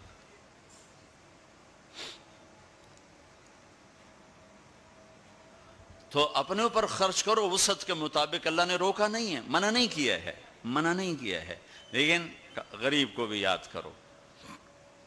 زکوٰۃ کو فرض قرار دیا، اور آپ نے فرمایا جس نے مزدور سے کام لیا اور اس کو مزدوری نہ دی، یہ تمہارے کراچی میں ہر وقت ہو رہا ہے، ہر جگہ ہو رہا ہے، جتنا بڑا کوئی طاقتور ہے اتنا وہ اپنے نوکروں پر ظالم بھی ہے، جابر بھی ہے، اور ان کے حقوق بھی مارتا ہے، چونکہ فریاد ہی نہیں کر سکتا۔ میرا پنجاب کا زمیندارہ ماحول سارا ایسا ہی۔ تو آپ نے فرمایا جس نے مزدور سے کام لیا اور اسے موقع پہ تنخواہ نہ دی اور اس کے پیسے مار لیے، تو اس مزدور کا قیامت کے دن میں وکیل بنوں گا، میں اس کا کیس لڑوں گا، اور جس کا کیس میرے نبی نے لے لیا پھر اگلا کوئی بچ کے جا سکتا ہے کہیں؟ مزدور کا پسینہ خشک ہونے سے پہلے اس کے ہاتھ میں پیسے پکڑا دو۔ پھر مزدور سے فرمایا، یعنی دونوں طرف کا خوبصورت، کیا دین خوبصورت ہے، کہ جو اپنے نوکر کی، جو اپنے مالک کی نوکری بھی پوری دیانتداری سے کرے اور اللہ کی بندگی بھی دیانتداری سے کرے تو اسے ہر کام پہ دگنا اجر ملے گا، دگنا۔ یعنی میں ایک نماز پڑھتا ہوں، میری 10 ہیں، اس کی 20 ہوں، میں ایک روزہ رکھتا ہوں، میرا ایک ہے اس کے دو ہوں گے، میں ایک قرآن ختم کرتا ہوں، میرا ایک ہے اس کے دو ہوں گے، کہ ایک طرف اپنے مالک کے ساتھ دیانتداری سے نوکری کر رہا ہے اور ایک طرف اپنے اللہ کے ساتھ دیانتداری سے بندگی کر رہا ہے، دگنا اجر ہو جائے گا۔ تو مال خرچ کرنا یہ تیسری بنیاد۔ چوتھی بنیاد ہے روزہ۔ لا الہ الا اللہ یہ کلمہ تعارف ہے، کلمہ معرفت ہے۔ نماز اس تعارف کو محبت میں بدلنے کا ذریعہ ہے۔ زکوٰۃ، لا الہ الا اللہ یہ تعارف ہے۔ نماز یہ تعلق پیدا کرتی ہے، زکوٰۃ یہ محبت پیدا کرتی ہے، اور روزہ یہ عشق پیدا کرتا ہے۔ یہ یوں ترتیب چل رہی ہے، ایسے ایک دم حج پہ ہم چڑھ جاتے ہیں نا، یہ پچھلی سیڑھیاں طے نہیں کرتے، جیسے جاتے ہیں ویسے ہی واپس آ جاتے ہیں۔ تو لا الہ الا اللہ محمد رسول اللہ یہ تعارف کا کلمہ ہے، تعارف ہو رہا ہے، پہچان ہو رہی۔ جیسے میرا باپ کا ایک تعارف ہو رہا ہے، چہروں سے ہم پہچان رہے ہیں ایک دوسرے کو، کسی کو ہم نام سے پہچانیں گے، پھر ملتے رہیں گے تو تعلق بن جائے گا، ایک دوسرے پر خرچ کریں گے تو وہ محبت بن جائے گی۔ تو لا الہ الا اللہ محمد رسول اللہ یہ کلمہ معرفت ہے، پہچان۔ نماز اس معرفت کو تعلق میں بدلتی ہے، اور پھر زکوٰۃ اس تعلق کو محبت میں بدلتی ہے۔ پھر محبت کو آگے پروان چڑھا کے عشق تک پہنچانا ہے تو اس کے لیے بھوکا پیاسا رہنا اس کا لازمی امر ہے۔ تو اس کے لیے روزہ رکھا گیا کہ روزے رکھ، اللہ کے لیے بھوکا بھی رہے اور پیاسا بھی رہے۔ اب یہ بھوک اور پیاس مل کر اس کے اندر ایک عشق کی آگ لگاتی ہے۔ پھر یہ عشق مجبور کرتا ہے کہ محبوب کو دیکھوں تو صحیح، اس کا دیدار تو کروں، اور نہیں تو اس کے گھر کا دیدار کروں، کہیں تو نظر آئے، کہیں تو کوئی آثار دیکھوں۔ تو پھر اس کے لیے بلایا گیا کہ اب آؤ والہانہ عاشقانہ مجنونانہ۔ چونکہ جو عاشق ہوتا ہے وہ زیب و زینت سے بے نیاز ہوتا ہے، وہ تو دیوانوں کی طرح آتا ہے، لہٰذا کہا بھائی دیوانوں کی شکل بناؤ، ٹوپی اتار دو، خوشبو پھینک دو، کنگھی پھینک دو، کفن پہن لو، جوتا بھی ایسا ہو کہ صرف تمہیں گرمی سے بچائے، سردی سے بچائے، اور آؤ میرے گھر کی طرف۔ کراچی میں کہا تضرعا و خفیہ، مجھے یاد کرنا تو آہستہ آہستہ، شور نہ مچایا کرو۔ اور جب بیت اللہ میں بلایا تو کہا عجب ثج، شور مچاتے ہوئے آؤ۔ کہ دیوانے شور مچاتے ہوئے پہچانے جاتے کہ دیوانہ ہے، بڑا سنجیدہ ہوتا، بڑا عقل مند ہے، کہ نہیں وہاں عاشق بن کے جانا ہے۔ عاشق ہوں میں عشق کماں میں، یہ میری زبان کی شاعری ہے، تمہیں مزہ آئے نہ آئے مجھے مزہ لینے دو۔ عاشق ہوں میں عشق کماں میں، دل رکھیں وانگ پہاڑاں ہو، سائے سائے بدیاں ہزار علامیں، کر جانے باغ بہاراں ہو، منصور جے چک سولی دیتے، جڑے واقف کل اسراراں ہو، سجدیں سر چائیں نباہو، توڑے کافر کہن ہزاراں ہو، عاشق سوئی حقیقی جیڑا قتل معشوق دے مننے، سر نو جوڑے تے مکھ نہ موڑے، ہمیں 100 تلواراں کھنے، سچا عشق حسین علی دباہو، سر دتے تے روز نہ بھنے۔ یہ حج ہے، یہ حج ہے۔ اب الحب ان یخفا وقد کم کتمتہ فاصبح عندی قد اناخ وطنبا۔ یہ ایک لڑکی بیت اللہ کا طواف کر رہی تھی اور یہ شعر پڑھ رہی تھی، اذا شد شوقی ہام قلبی بذکرہ وان رمت قربا من حبیبی تقربا۔ اور جنید بغدادی طواف کر رہے اور ان کے کانوں میں شعر پڑے، اور شعروں کا ظاہر بڑا عجب ہے کہ میں نے تو محبت کو بہت جھٹکے دیے، بہت اپنے آپ کو بچایا، پر عشق نے میرے دل میں ڈیرے ڈال دیے اور خیمے گاڑ دیے، تنابیں کس دیں، مجھے کہیں کا نہ چھوڑا، مجھے کسی کا نہ چھوڑا، میں ایک ہی کی ہو کے رہ گئی۔ جب اس کا خیال آتا ہے تو میں پاگل ہو جاتی ہوں، جب وہ نظر آتا ہے تو میں ہوش میں آتی ہوں۔ تو وہ جنید بغدادی کہنے لگے وہ لڑکی بیت اللہ میں کیا کہہ رہی؟ تو اس نے دیکھا اور ہنس پڑی، لولا التقى لم احجر عن طیب الوطن۔ کیا سمجھے ہو؟ میری بات کو غلط سمجھے ہو، مجھے میرے رب کا عشق رات کے اندھیرے میں یہاں لایا، میں کسی اور کی بات نہیں کر رہی۔ تو کہنے لگی تم کس کا طواف کر رہے ہو؟ تو جنید کہنے لگے بیت اللہ کا، تو وہ زور سے ہنس پڑی اور یوں آسمان کو دیکھا، کہنے لگی واہ میرے رب، تیرے بھی کیسے دیوانے بندے ہیں جو تجھے چھوڑ کے پتھروں کا طواف کرتے ہیں، جو تجھے چھوڑ کے پتھروں کا طواف کرتے ہیں۔ جنید فرماتے میں تو بے ہوش ہو کے گر گیا، جب ہوش آیا تو وہ بچی جا چکی تھی۔ تو لا الہ الا اللہ محمد رسول اللہ پہ محنت تعارف، نماز پہ محنت تعلق، مال کا خرچ کرنا محبت، روزے رکھنا عشق، اور حج پھر وصال ہے، ملاپ ہے، ملاقات ہے۔ دیکھو نا، کوئی عبادت کی شکل ہی نہیں ہے کہ ایک آدمی ننگے سر ہے، 2 چادریں پہنی ہوئی ہیں اور بیت اللہ میں چکر لگا رہا ہے۔ بھائی کیا کر رہے ہو؟ کہ میں تو کبھی دائیں دیکھتی ہوں، کبھی بائیں دیکھتی، کبھی آگے کبھی پیچھے، کہیں میرا محبوب نظر آئے، نہ نظر آئے تو میں مر جاؤں گی، جان کی بازی ہار بیٹھوں گی، میں محبوب کی تلاش تیرے کوچے اس بہانے، مجھے دن سے رات کرنا، کبھی اس سے بات کرنا، کبھی اس سے بات کرنا۔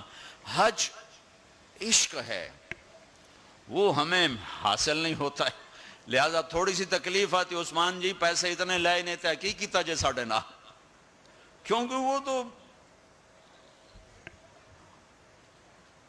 کھانے پینے کا پروگرام ہے، کھابا پروگرام ہے، کیا بوفے مجھے یاد نہیں آ رہا تھا، بوفے ٹھنڈا ملا ہے، اس کے تو تصور میں ہی نہیں ہے کہ میں کسے ڈھونڈنے آیا ہوں۔ ایسا تو نہیں حسین بچوں سمیت نیزوں پہ چڑھ گئے تھے، ایک بول بول کے ساری نسل بچا سکتے۔ کون سی نسل؟ اہل البیت۔ کون سی نسل؟ آل الرسول۔ کون سی نسل؟ کائنات کی پاکیزہ ترین نسل۔ ایک بول پہ وہ اپنی بچا سکتے، اور جنت کا بھی کوئی نقصان نہ تھا۔ نہیں، اللہ پہ سودا نہیں ہو سکتا، کاٹ دو۔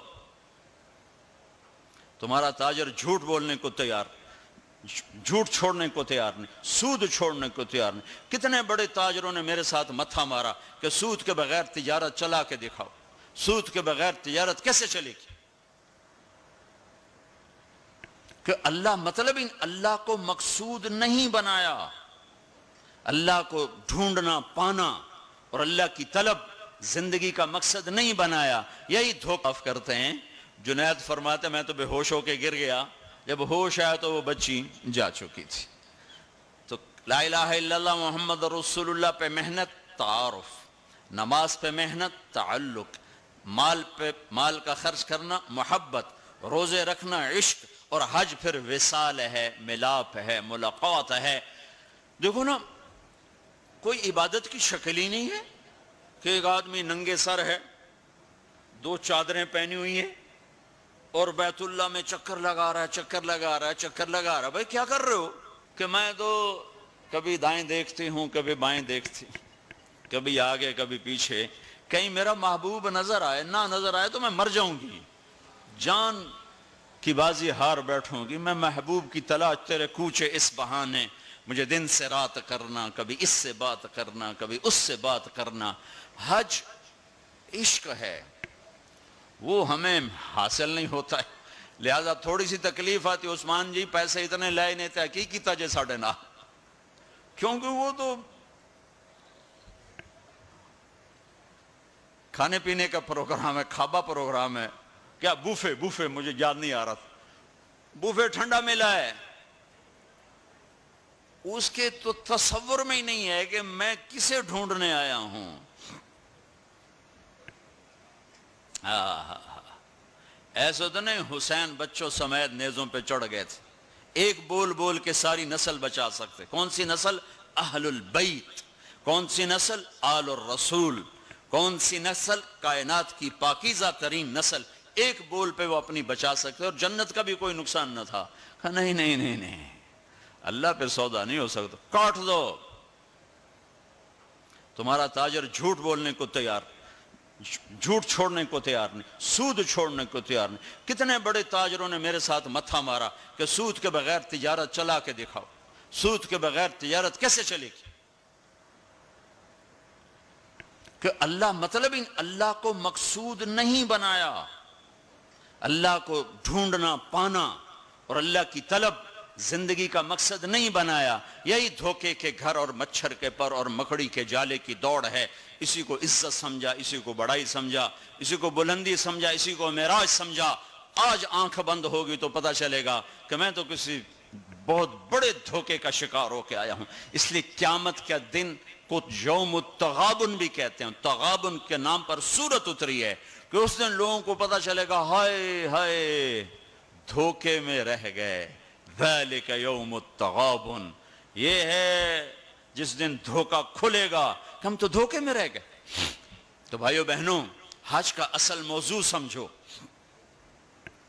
اللہ کو پانا اور اللہ کے لیے جینا اور اللہ کے لیے مرنا اور اللہ پہ مٹ جانا، یہ حج کا مغز ہے، یہ حج کی روح ہے۔ باقی اس کے اعمال ہیں، کچھ سفر کی ضرورتیں ہیں، کچھ وہاں رہنے کی ضرورتیں ہیں، کچھ حج کے جو شرعی اعمال ہیں کچھ ان کی ضرورتیں ہیں، لیکن جو حج کی روح ہے وہ ہے اللہ کو ڈھونڈنا، قبلہ بدلنا، قبلہ یہ دل اللہ کو دینا۔ ایک صحابہ نے پوچھا یا رسول اللہ مل اسلام، یا رسول اللہ اسلام کیا ہے؟ آپ نے کہا ان تسلم قلبک للہ، دل اللہ کو دے دے یہ اسلام ہے، دل اللہ کو دے دے یہ اسلام ہے۔ تو بھائیو بہنوں طے کر کے جاؤ کہ زندگی کو بدل کے واپس آنا۔ اتنے سال اپنی مرضی کے گزار لیے، تو اب اللہ سے مل کے آ رہے ہیں، تو اب باقی زندگی اس کی مرضی پہ گزار دیں گے۔ اتنا زمانہ اپنی مرضی پہ گزارا ہے، تو اب باقی جو وقت حج کے بعد گزرے گا وہ اللہ کی مرضی پہ گزاریں کہ جو اللہ کہے گا وہ کریں گے، جس سے روکے گا اس سے روکیں گے، جو وہ فرمائے گا اس پر لبیک کہیں گے، جس سے ہٹائے گا اس سے پیچھے ہٹتے چلے جائیں گے۔ تو ہمیں اس کی روح حاصل ہو گئی۔ یہ عبادات ہیں، اور عبادات میں یہ سب سے عالی شان اللہ نے عبادت بنائی ہے الحج۔ اور ایک اور میں نے غور کیا، اللہ تعالیٰ نے نماز فرض کی تو فرمایا کہ ان الصلاۃ علی المؤمنین کتابا موقوتا، نماز ایمان والوں پر فرض ہے، اس میں اللہ کا نام کوئی نہیں ہے۔ کتب علیکم الصیام کما کتب علی الذین من قبلکم، تم پہ روزے فرض ہیں، اللہ کا نام اس میں کوئی نہیں ہے۔ من شہد منکم الشہر فلیصم، رمضان کا چاند دیکھو تو روزہ رکھو، اس میں اللہ کا نام کوئی نہیں ہے۔ لیکن جب اللہ نے حج کو فرض کیا تو میں وہ آیات دوبارہ پڑھ، ان الصلاۃ کانت علی المؤمنین کتابا موقوتا، نماز فرض۔ کتب علیکم الصیام کما کتب علی الذین من قبلکم، روزہ فرض۔ اقیموا الصلاۃ وآتوا الزکاۃ وانفقوا، زکوٰۃ فرض۔ اب جب اللہ تعالیٰ حج فرض فرمانے لگے تو اس کو یوں پیش کرتے، کتب علیکم الحج، تم پہ حج فرض ہو گیا، یہ نہیں۔ وَلِلَّهِ عَلَى النَّاسِ حِجُّ الْبَيْتِ مَنِ اسْتَطَاعَ إِلَيْهِ سَبِيلًا وَمَنْ كَفَرَ فَإِنَّ اللَّهَ غَنِيٌّ عَنِ الْعَالَمِينَ۔ جس طرح اللہ نے حج کو پیش کیا ہے، کسی عمل کو ایسے پیش نہیں کیا۔ جس طرح اللہ پاک نے حج کو فرض بنا کے پیش کیا ہے، کسی فرض کو ایسے پیش نہیں کیا کہ نام ہی اپنا ہے، وَلِلَّهِ وَلِلَّهِ وَلِلَّهِ، اور یہ جو لام ہے، پہلے لام پھر اللہ تو بن گیا للہ۔ تو لام کے یہاں دو مطلب ہیں، للہ، بھائی حج کیوں کر رہے ہو؟ اللہ کے لیے کر رہا ہوں، اور کوئی حاجی تو نہیں کروانا، اللہ کے لیے کر رہا ہوں۔ وَلِلَّهِ، بھائی کدھر جا رہے ہو؟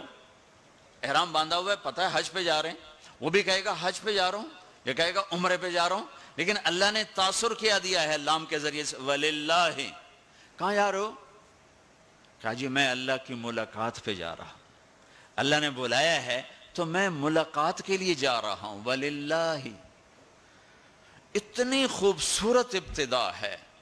اور پھر آگے حج فرض کرنا ہے ایمان والوں پر، اور ایمان والوں میں مالداروں پر اور مالداروں میں صحت مند پر. 3 شرطیں ہیں. ایمان بھی شرط ہے، مال بھی شرط ہے، صحت بھی شرط ہے. مال والا ہے، صحت کوئی نہیں، حج ساقط. ایمان والا ہے، مال کوئی نہیں، حج معاف. تو یہ 3، ایمان بھی ہو، مال بھی ہو، صحت بھی ہو. لیکن اللہ نے پیش کیسے کیا ہے؟ وَلِلَّهِ عَلَى النَّاسِ. عَلَى النَّاسِ میں کافر، مسلم، مشرک، مومن، سب، مالدار، غریب، فقیر، امیر، سب، بیمار، صحت مند، سورے، معذور، دوسرے، سب. 3 ارب 10 کروڑ 20 لاکھ دینار. 1 دینار 4.5 ماشے کا ہوتا تھا. اور ایک ماشا میں نے سنار سے پوچھا کتنے کا ہوتا ہے؟ انہوں نے کہا 5,000 روپے کا ماشا چل رہا ہے. اب اس کو تم ضرب تقسیم کر کے دیکھ لو کہ عبد الرحمن کتنا چھوڑ کے دنیا سے تشریف لے گئے تھے. ہم نے کہا عبد الرحمن تاجر الرحمن. عبد الرحمن یہ رحمان کا تاجر ہے، رحمان کا تاجر ہے. اتنی بڑی تجارت کی کہ میری تجارت کے 4 اصول تھے. آپ میں تاجر بھی ہوں گے بڑے بڑے. میری تجارت کے 4 اصول رہے. کبھی ادھار نہیں خریدا، میں نے کبھی ادھار نہیں بیچا، میں نے کبھی سٹاک نہیں کیا. میں نے زندگی بھر کبھی سٹاک نہیں کیا کہ بڑھ جائے پروفٹ تو پھر بیچوں، جب پروفٹ ملا فوراً بیچ دیا. میں نے کبھی سودے کا عیب نہیں چھپایا، میں نے کبھی سودے کا عیب نہیں چھپایا. ادھار لینا منع نہیں ہے، ادھار دینا منع نہیں ہے. ہاں چین سکون کے لیے، تاکہ تو انہوں گولیاں نہ کھاونی اپن. ایک تاجر میرا یہ بیان سن رہا تھا، یہ گاڑیوں کا، پشاور کا تھا، بیان کہیں اور ہو رہا تھا. ہماری جماعت گئی پشاور، تو اس کا سب سے بڑا شو روم ہے پشاور میں. تو مجھے لے گیا، تو ایک گاڑی کھڑی تھی. کہنے لگا مولانا یہ گاڑی آپ کی وجہ سے 1 سال ہوا ہے نہیں بکی. میری وجہ سے؟ میں تو آج پہلی بار آیا. کہا آپ کا بیان سنا تھا کہ سودے کا عیب بتاؤ. تو یہ گاڑی اتارتے ہوئے، نئی گاڑیاں بیچتا ہے، پرانی نئی گاڑی کا، بعضی گاڑیاں جب اتار رہے ہوتے ہیں تو کہیں نہ کہیں سے لگ جاتی ہیں، پھر ہم اس کو پینٹ پونٹ کر کے کہتے ہیں بالکل فریش ہے. تو یہ گاڑی لگ گئی تھی. تو اب جو آتا ہے میں اس کو بتاتا ہوں یہاں سے لگی تھی، ہم نے پینٹ کیا، کہتے ہیں چھوڑو سن ہور دے ہو. کہنے 1 سال ہو گیا. میں کہا چل میں خریدار ہوں مجھے دے. کہا نہیں تیرے سے میں نہیں ڈالتا. تو ہماری جماعت وہیں تھی. 1 ہفتہ نہیں گزرا تھا کہ اس کا فون آیا کہ وہ میری گاڑی بک گئی. اتنا ہی اللہ دیکھتا ہے، تھوڑا سا دیکھتا ہے بھائی کچا ہے کہ پکا ہے. تو صرف حج کر کے گناہ نہ بخشواؤ، سچی تجارت کر کے گناہ بخشواؤ. میرے نبی کا فرمان ہے جو صبح سے شام تک بچوں کو حلال کمانے کے لیے تھکتا ہے اور تھک کے شام کو گھر جاتا ہے، اس کے اس دن کے سارے گناہ معاف ہو جاتے. تو بھائیو بہنوں، دین کا دوسرا حصہ ہے اللہ کے بندوں کے ساتھ حسن سلوک، ماں باپ کے ساتھ، بیوی کا خامند کے ساتھ، خامند کا بیوی کے ساتھ. اس زبان نے وہ آگ لگائی ہے کہ پوری دنیا میں جو آگ زبان نے لگائی ہے اتنی پیٹرول اور گیس سے بھی آگ نہیں لگتی. تو میں آپ سب سے اخلاق کے معاملے میں ایک بات، اس زبان کی حفاظت کرو. اس سے جھوٹ نکال دو، غیبت نکال دو، گالی نکال دو، دل آزاری نکال دو، دل شکنی نکال دو. جو کر جائیں سہ جاؤ، چپ کر جاؤ، پی جاؤ. میرے رب کی قسم بڑے بڑے ولی ابدال تمہاری گرد کو نہیں پکڑ سکے گی. جس نے زبان کی حفاظت کی اسے کوئی پکڑ نہیں سکتا، وہ اتنی تیز رفتاری سے نکلے گا.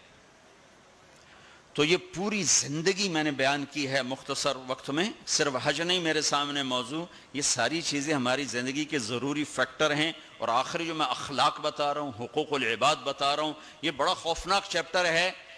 اللہ سے معاملہ کچھ گنجائش ہے چونکہ اللہ سخی ہے، لیکن لوگوں سے معاملہ پڑا تو کم بڑا کھو جائے گا. اس لیے اللہ تعالیٰ فرمائے گا یہ معاف کرے تو میں کر دیتا ہوں، یہ نہ کرے تو میں نہیں کرتا. تو پھر کیا کریں گے؟ آپ نے فرمایا میری امت کا سب سے غریب آدمی کون ہے؟ کہا جی جس کے پاس پیسے نہ ہو. کا نہیں، میری امت کا غریب وہ ہے جو قیامت کے دن بڑے بڑے عمل لے کر آئے گا، حج، نماز، روزہ، زکوٰۃ، جہاد، تبلیغ، ذکر، تلاوت، پتہ نہیں کیا کچھ، لیکن حقوق العباد برباد کیے ہوں گے. کسی کو گالی دی، کسی کو تھپڑ مارا، کسی کی زمین دبائی، کسی کا گھر دبایا، کسی کے خلاف جھوٹا کیس کیا، جھوٹی گواہی دی، نوکر کو مارا، نوکرانی کو مارا. وہ سارے آ جائیں گے، یا اللہ ہمارا حق، کہے گے اتنی نمازیں دے دو، اتنے روزے دے دو، اتنے عمرے دے دو، اتنے حج دے دو، اتنا ذکر دے دو، اتنی تلاوت دے دو. وہ مائنس ہوتے ہوتے ہوتے ہوتے ہوتے وہ زیرو ہو جائے گا. ابھی حقدار باقی ہوں گے تو پھر اللہ تعالیٰ فرمائے گا ان کے گناہ اس کے سر پہ ڈالو. ساری زندگی زنا نہیں کیا اور لوگوں کے زنا سر پہ پڑ رہے، ساری زندگی شراب نہیں پی، لوگوں کی شراب سر پہ پڑ رہے، ساری زندگی جوا نہیں کھیلا، لوگوں کے جوئے سر پہ پڑ رہے. اور آپ نے فرمایا کہ ساری زندگی کی عبادتیں کھو کر اور لوگوں کے گناہ سر پہ لے کر یہ جہنم میں جا کے گرے گا، یہ میری امت کا غریب ہے. تو اپنے اخلاق بھی بھائیو بہنوں ٹھیک کرو، اور یہ ایک زبان ٹھیک کر لو تو سارے اخلاق ٹھیک ہو جائیں گے. ایک صحابی ہے، یا رسول اللہ میں تو تباہ ہو گیا. آپ نے کہا کیوں؟ کہ میں روزے کی حالت میں بیوی کے پاس چلا گیا. ہم نے کہا اچھا تو پھر ایک غلام آزاد کرو. بھائی میں غریب بندہ میں کس کو کروں؟ اچھا 60 مسکینوں کو کھانا کھلاؤ. میں خود مسکین ہوں، میں کس کو کھلاؤں؟ اچھا پھر 60 روزے رکھو. ایک روزے ہے چند چاڑ ہے 60 روزے کی کرم.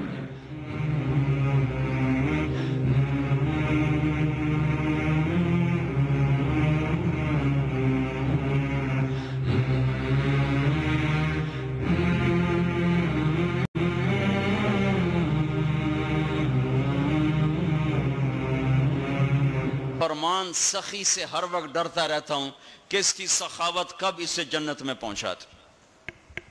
آپ نے سامری کا نام تو سنا ہوا ہے، قرآن میں بھی ہے، جس نے موسیٰ علیہ السلام کی قوم کو گائے کے بچے کی پوجا پہ لگا دیا، بچڑے کی. اللہ نے کہا سب کو قتل کرو، سارے پکڑے گئے، قتل کیے گئے. سامری بھی آ گیا، موسیٰ علیہ السلام نے کہا قتل کرو. جبریل آ گیا، موسیٰ اللہ تعالیٰ کہہ رہے ہیں اسے قتل نہ کرو، یہ اپنی موت آپ مرے گا. تو موسیٰ علیہ السلام کہنے لگے جو سارے کفر کا سبب بنا اسی کو چھوڑ رہے ہیں. تو اللہ تعالیٰ نے کہا سخی ہے، سخی کو قتل کرنا مجھے اچھا نہیں لگتا، چھوڑ دو، اپنی موت آپ مر جائے گا. کافر کو سخاوت قتل سے بچا گئی. جب ایمان والا کوئی مرد عورت سخی ہوگا تو اللہ کی بارگاہ میں کیسے اونچے مرتبے لے کر جائے.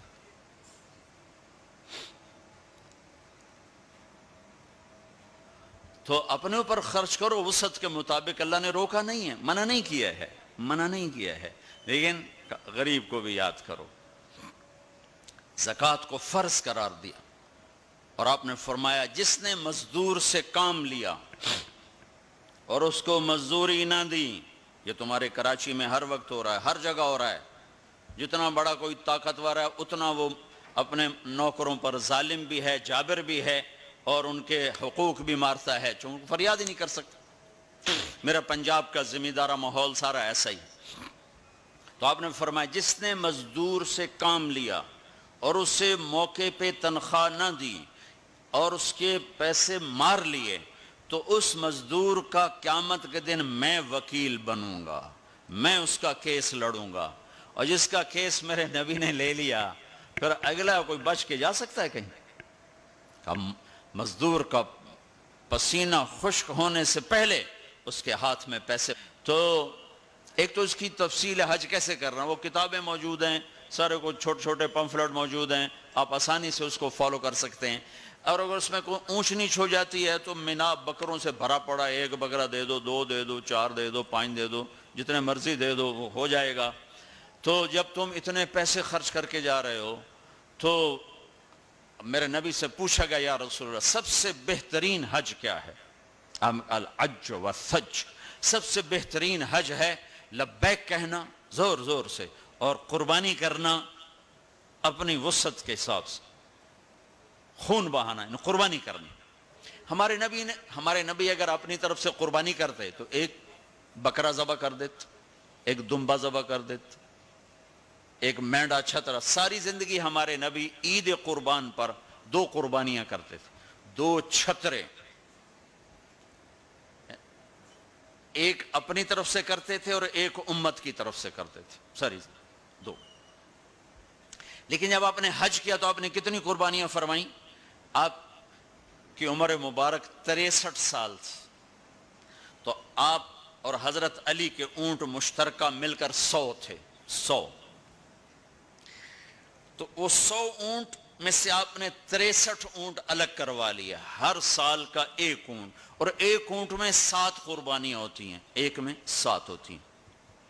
پھر ان میں سے 5 کو الگ کیا، 5 میں سے ایک کو سامنے لایا گیا اور اس کو کھڑا کر کے آپ نے ذبح کیا، کھڑا کر اس کے یہاں یوں برچھا مارا یوں۔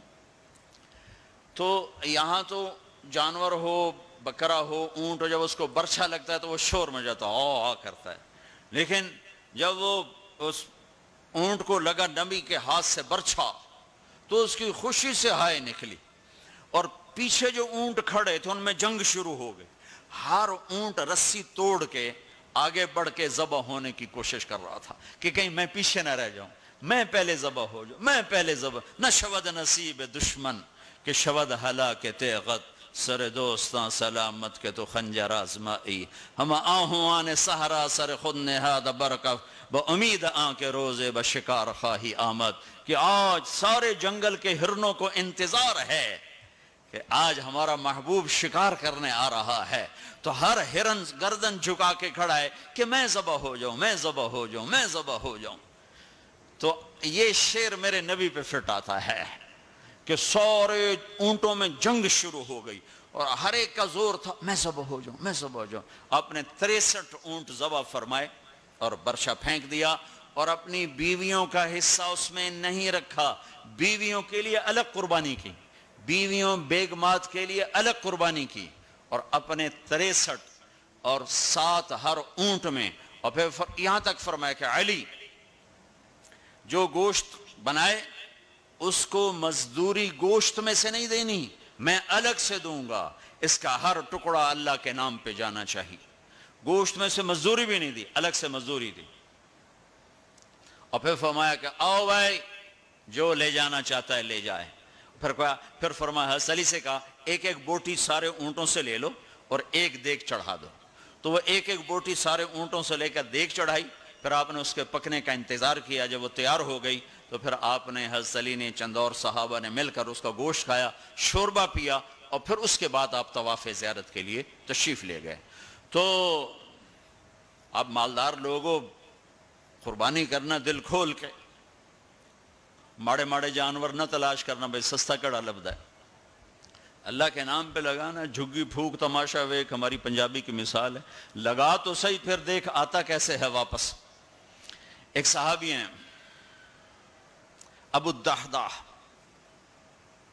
ایک آیت اتری من ذا الذی یقرض اللہ قرضا حسنا یضاعف له اضعافا کثیرا، تو وہ ایک انصاری صحابی نے آیت سنی، وہ بھاگے ابو الدحداح، ارے آج عجب آیت آئی ہے، کیا کہ اللہ کہہ رہا کوئی ہے مجھے قرضہ دے میں واپس کروں کئی گناہ کر کے، تو ابو الدحداح آئے دوڑے دوڑے، یا رسول اللہ کیا اللہ نے یہ کہا ہے کہ مجھے قرضہ دو میں واپس کروں؟ کہاں؟ کہا یا رسول اللہ اللہ کو کیا ضرورت قرضہ مانگنے کی، کہ اللہ چاہتا ہے کہ اس کے بدلے اللہ تمہیں جنت دے۔ کہا اچھا اگر میں اللہ کے نام پہ دوں تو آپ وعدہ کرتے ہیں میری جنت کا؟ کہا ہاں وعدہ۔ کہ میری بیوی کی جنت کا؟ کہا ہاں وعدہ۔ کہ میرے بچوں کی جنت کا؟ کہا ابو دحداح تو زیادہ ہی مانگتا جا رہا ہے، پر تیرے بچوں کا بھی؟ کہا یا رسول اللہ ہاتھ بڑھائیں، میرے 2 باغ ہیں دونوں اللہ کے نام پہ صدقہ۔ ہم کہا نہیں ایک دے دو، ایک رکھ لو، ایک بچوں کے لیے رکھو، ایک اللہ کے نام پہ دو۔ کہا اچھا پھر میرا وہ باغ جس میں 600 کھجوریں ہیں وہ میں نے اللہ کو دے دیا۔ ہم کہا ٹھیک ہے جا تو تیرے بچے تیری بیوی جاؤ جنت۔ انہوں نے وہاں سے دوڑ لگائی اور باغ میں نہیں گئے، باہر کھڑے ہو گئے کہ کہیں اندر جا کے نیت نہ بدل جائے، جیسے یعنی لوگ سودے سے پھرتے ہیں، دوڑم سارے لٹو بنے ہوئے، 4 پیسے اوپر گیا سودے سے پھر گئے، 4 پیسے نیچے گیا سودے سے پھر گئے، جیسے ایمان اور زبان کا بول کوئی چیز ہی نہیں۔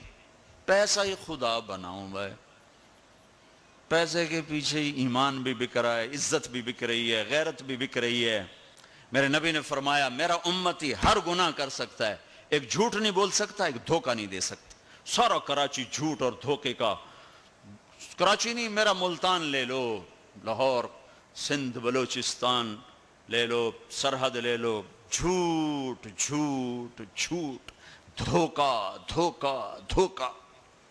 میرا امتی ہر گناہ کر سکتا ہے، جھوٹ نہیں بول سکتا، دھوکہ نہیں دے سکتا۔ ساری تجارت سارا سب کچھ اس پہ آ چکا. تو آپ باہر کھڑے ہو گئے, کہنے گئے امت دہدا بیوی کو بلایا, کہا کیا ہوا؟ کہا باہر آؤ باہر آؤ باہر آؤ. کیوں؟ کہا باغ اللہ کو دے دیا. اچھا, اس کے بدلے میں تیری میری بچوں کی جنت پکی ہو گئی. ان کا رب حلبئی رب حلبئی, مبارک ہو مبارک ہو, بڑا اچھا سودا کیا بڑا اچھا سودا کیا بڑا اچھا سودا کیا.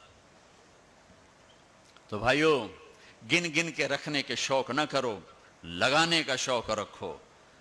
اپنے اوپر بھی لگاؤ, اللہ روکتا نہیں. کماؤ حلال, حرام نہ ہو, جھوٹ نہ ہو, سود نہ ہو, خیانت نہ ہو, جوا نہ ہو, سٹا نہ ہو, ذخیرہ اندوزی نہ ہو.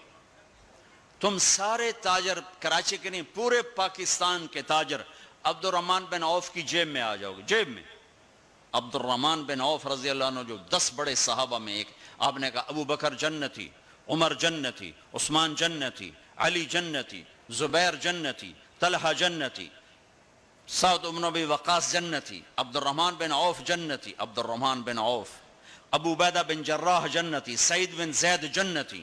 یہ 10 ٹاپ 10 صحابہ ہیں, ان میں ایک عبد الرحمن ہے. جب ان کا انتقال ہوا تو 3 ارب 10 کروڑ 20 لاکھ دینار, اور عبد الرحمن جو چھوڑ کے مر رہے ہیں وہ کاغذ نہیں, کاغذ نہیں, سارے علی الناس علی الناس. ہے کوئی میرے بندوں میں جو اپنے رب سے ملاقات چاہتا ہو؟ ہے کوئی جو اللہ کی ملاقات چاہتا ہو؟ انداز یہ ہے. اور آگے چونکہ صرف مالداروں کو اور صحت مند کو لینا ہے تو کہا حج البیت من استطاع الیہ السبیلا. اس کو آخر میں لائے, پہلے نہیں لائے, آخر میں لائے کہ ہاں بھائی تمہارے رب کی تمنا تو یہ ہے کہ سارے ہی آ جاؤ میری ملاقات کی. ایک واحد بادشاہ ہے جو فقیروں کا ہجوم دیکھ کے خوش ہوتا ہے, جو سوالیوں کا ہجوم دیکھ کے خوش ہوتا ہے. باقی جتنے ہیں وہ سوالیوں کو دیکھ کے ڈانٹتے بھی ہیں, بھاگتے بھی ہیں, دروازے بھی بند کرتے. ایک اللہ ہے, عجب صفت ہے, مانگو تو خوش ہوتا ہے, نہ مانگو تو ناراض ہو جاتا ہے. مانگتے کیوں نہیں ہو؟ سب سے آخری جنتی کو اللہ تعالیٰ بڑے مزے سے نکالے گا جنت. اسے ایک اعلیٰ درجہ دینا ہے جو اس کا سٹیٹس ہے, اس سب سے آخری جنت. تو اس کو اللہ تعالیٰ جہنم پر لائے گا, پیچھے کمر جلے گی, آگے جسم محفوظ. تو اس کے دل میں اللہ سوال پیدا کرے گا, یا اللہ کہ مجھے جہنم سے تھوڑا باہر نکال دے, تیری بڑی مہربانی. تو اللہ کہے گا اور کچھ پھر مانگو گے؟ کہنے بالکل نہیں مانگتا ہوں. تو اللہ اس کو جہنم سے باہر نکال دے. تو آگے تھوڑی سی جنت دکھا دے. اب آدمی کی حرص و ہوس تو ختم ہو نہیں سکتی. تھوڑی دیر بعد کہے گا یا اللہ وہ چھوٹی سی جنت مجھے دے دے, تیری بڑی مہربانی. تو اللہ کہے گا پھر اور تو نہیں مانگے گا؟ کہنے بالکل تیری عزت کی قسم نہیں مانگتا ہوں. تو اللہ وہاں پہنچا دے. تھوڑی دیر کے بعد ایک اور اس کو درجہ دکھا دے گا. جب ادھر دیکھے گا, پہلے آدمی پیدل کہتے ہیں اللہ سائیکل ہی دے دے. جب سائیکل آ جاتا ہے پھر کہتا ہے اللہ موٹر سائیکل دے دے. جب موٹر سائیکل آ جاتا ہے پھر کہتا ہے اللہ گڈی دے دے, چاہے سزوکی کیوں نہ ہوئے. جب سزوکی آ جاتی پھر یا اللہ ٹوٹا ہی دے دے. تو آدمی کا حرص آگے آگے جاتا ہے. تو تھوڑی دیر تک تو دیکھتا رہے گا, پھر چپ رہے, پھر کہے گا جی اللہ یہ مجھے درجہ دے دے, تیری بڑی مہربانی. تو اللہ فرمائیں گے پھر آگے تو نہیں مانگو گے؟ نہیں تیری عزت کی قسم آگے نہیں مانگتا. تو اللہ وہاں پہنچا دے. پھر اس کا اصلی مقام اس کو ظاہر کرے گا جہاں اس نے جانا ہے. وہ آخری جنتی, میرے نبی نے فرمایا میں آنکھوں سے دیکھ رہا ہوں جہنم سے نکل رہا ہے اور جنت میں جا رہا ہے. اس کا نام ہوگا جوہینہ. میرے نبی نے بتایا اس کا قبیلہ ہوگا جوہینہ, عرب قبیلہ ہے, عرب. اور جب وہ اس کو وہ آخری جنتی, اس کو اس دنیا سے 10 گنا بڑی جنت اللہ عطا فرمائے گا, اس زمین سے 10 گنا بڑی. تو اللہ یوں دکھائے گا. تو اب وہ اس کو دیکھے گا تو اب جو نظر آ رہا ہے وہ حقیر ہو جائے گا. تو پھر اس کو سوچ آئے گی جو ہن منگے آتا کہ دیں ریورس گیئر نہ لگ جائے, دوبارہ پیچھے دوزخ کی واپسی نہ ہو جائے. تو لہذا چپ, اندر میں ابال اٹھ رہے ہیں کہ مانگوں, اور ڈر لگ رہا ہے کہ اتنی دفعہ قسمیں کھائیں توڑ دیں, قسمیں کھائیں توڑ دیں. تو کہیں اللہ تعالیٰ آگے چل بہنوں واپس کر دیو.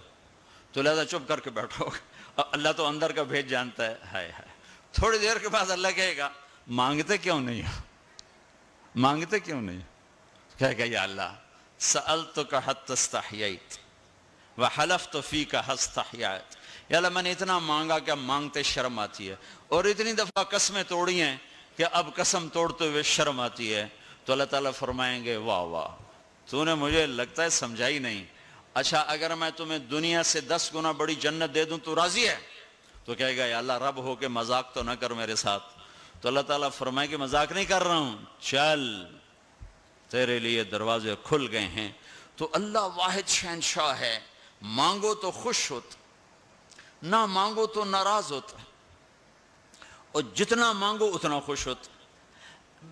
بعض لوگ اشکال کرتے ہیں کہ یہ اتنے نیک آدمی ہیں، یہ دعائیں مانگ مانگ کے تھک گئے، ان کی قبول ہی نہیں ہو رہی، اور یہ فلاں آدمی ایسا ہے کہ وہ ایک کام سیدھا نہیں دعا کرتا ہے قبول ہو جاتی۔ تو میرے نبی نے فرمایا کہ ایک اللہ کے تعلق والا بندہ یا بندی اپنی ضرورت میں اٹکا ہوا ہے اور اللہ سے مانگ رہا ہے اور رو رہا ہے، اوپر سے دروازہ نہیں کھل رہا ہے، کہتا پتہ نہیں کیا ناراضگی ہو گئی ہے، حتیٰ کہ فرشتے سفارش کرتے ہیں کہ یا اللہ یہ اتنے دیر سے بیچاری رو رہی ہے، یہ اتنے دیر سے رو رہا ہے، یا اللہ اس کا کام کر دے۔ تو اللہ تعالیٰ فرماتے احب ان اسمع حنینہ، مجھے اس کا رونا بڑا پیارا لگ رہا ہے، میں چاہتا ہوں کچھ اور رو لے، دے دیا تو پھر کہیں رونا، لہذا میں چاہتا ہوں تھوڑا یہ رو لے، اس لیے لیٹ ہو رہا ہے، اس لیے لیٹ نہیں ہو رہا کہ میں ناراض ہوں۔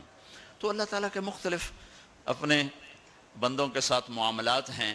تو حج میرے بھائیو بہنوں، وَلِلَّهِ عَلَى النَّاسِ حِجُّ الْبَيْتِ مَنِ اسْتَطَاعَ إِلَيْهِ سَبِيلًا، آؤ بھائی آؤ، اپنے رب کی ملاقات کے لیے آؤ، سارے آؤ، ایمان لے کر آؤ، کافر کلمہ پڑھ لو اور کلمے والے تیاری کر لو، پھر آگے نرمی کر دی، اچھا بھائی جو آ سکتا ہے وہ تو ضرور آئے۔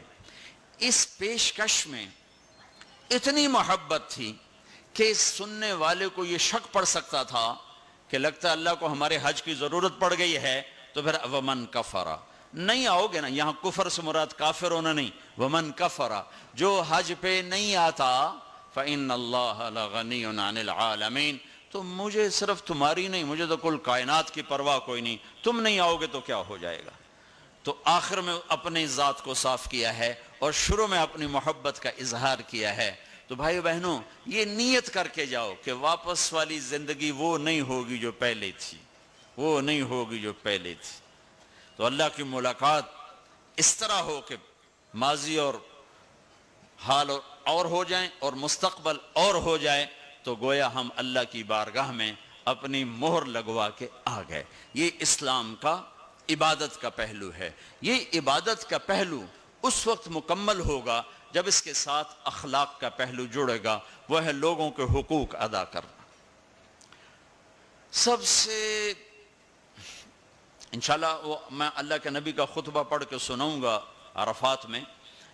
3 دن آپ نے تقریر فرمائی، تینوں دن ایک ہی جگہ سے بیان شروع کیا، لوگو تمہاری عزتیں، تمہارے جان، تمہارے مال ایک دوسرے کے لیے حرام ہو گئے، کسی کی عزت پہ، کسی کے مال پہ، کسی کی جان پہ ہاتھ نہ ڈالنا۔ اور آخری جملہ ہے لا ترجعوا بعدی کفارا یضرب بعضکم رقاب بعض، دیکھو میرے بعد کافر نہ ہو جانا کہ ایک دوسرے کے گلے کاٹتے پھر رہے ہو، ایک دوسرے کے گلے کاٹتے پھرنا گویا میرے نبی کی نظر میں کافر ہو جانا ہے۔ یہ آخری جملہ تھا۔ اور پھر ایک اور آخر لا تسودوا وجہی یوم القیامہ، دیکھو مجھے قیامت کا دن تمہاری وجہ سے شرمندہ نہ ہونا پڑے، مجھے شرمندہ ہونے سے بچانا۔ یہ آپ کے خطبات کے آخری الفاظ ہیں۔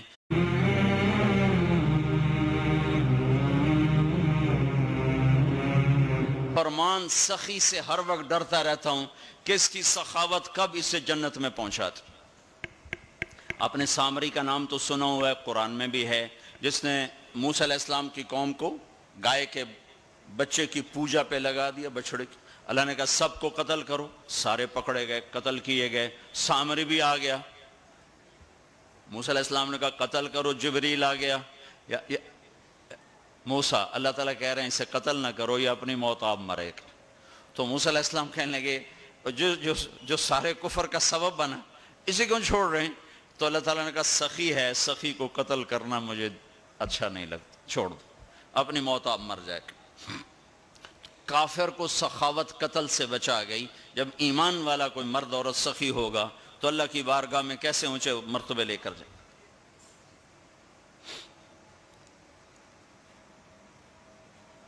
تو اپنے اوپر خرچ کرو وسعت کے مطابق، اللہ نے روکا نہیں ہے، منع نہیں کیا ہے، لیکن غریب کو بھی یاد کرو۔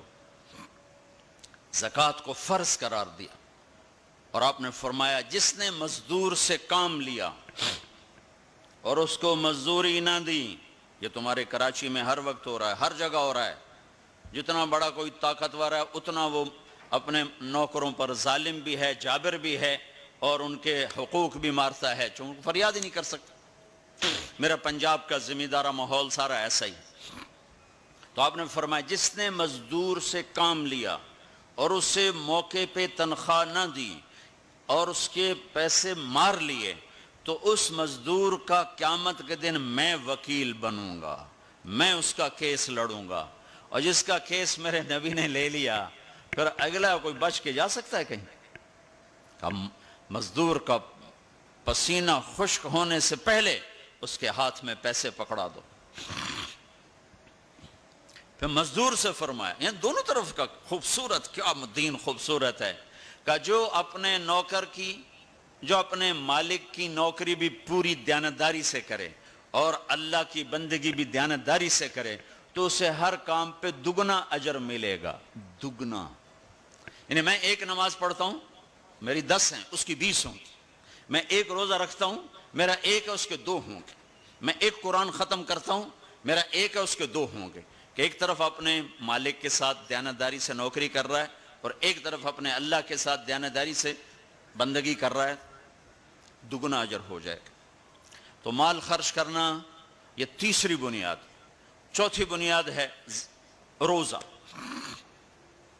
لا الہ الا اللہ یہ کلمہ تعارف ہے، کلمہ معرفت ہے۔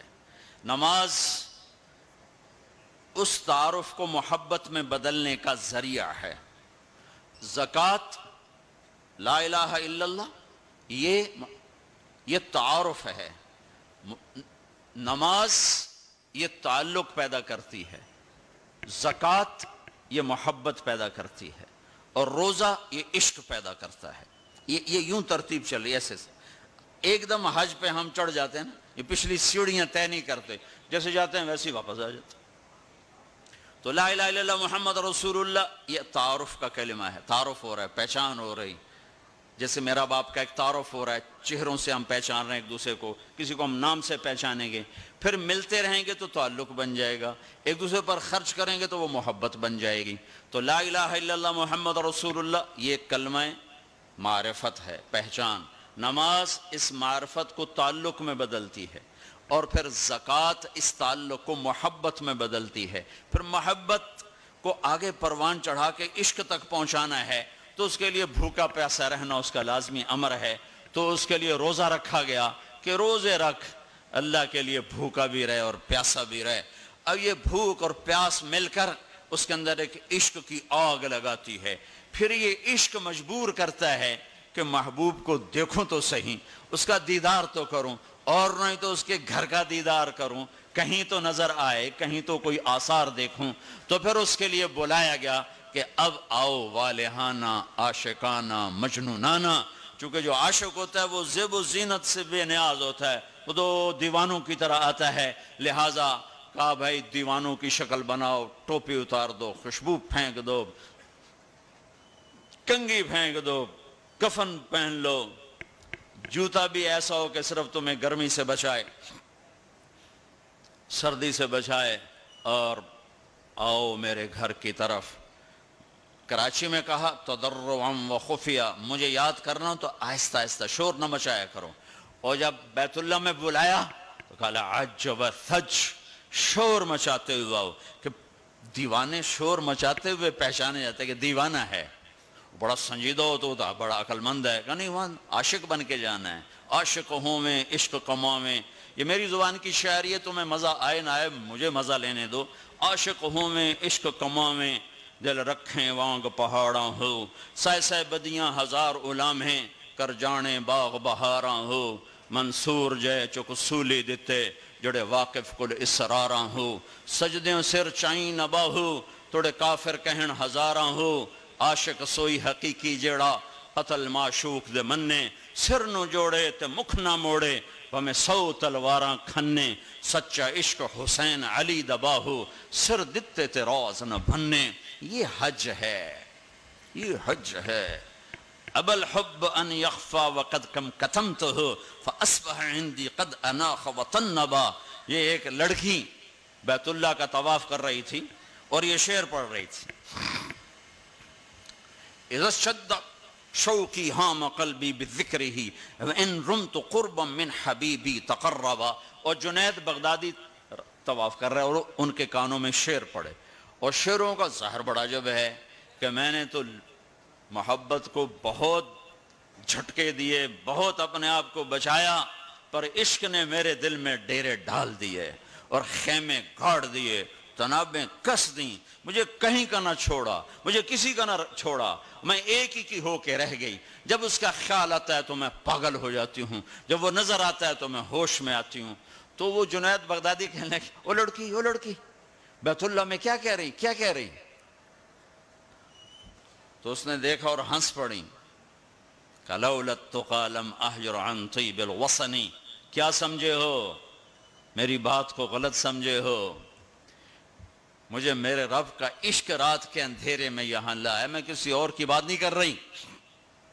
تو کہنے لگی تم کس کا طواف کر رہے ہو؟ تو جنید کہنے لگے بیت اللہ کا۔ تو وہ زور سے ہنس پڑی اور یوں آسمان کو دیکھا، کہنے لگی واہ میرے رب، تیرے بھی کیسے دیوانے بندے ہیں جو تجھے چھوڑ کے پتھروں کا طواف کرتے ہیں، جو تجھے چھوڑ کے پتھروں کا طواف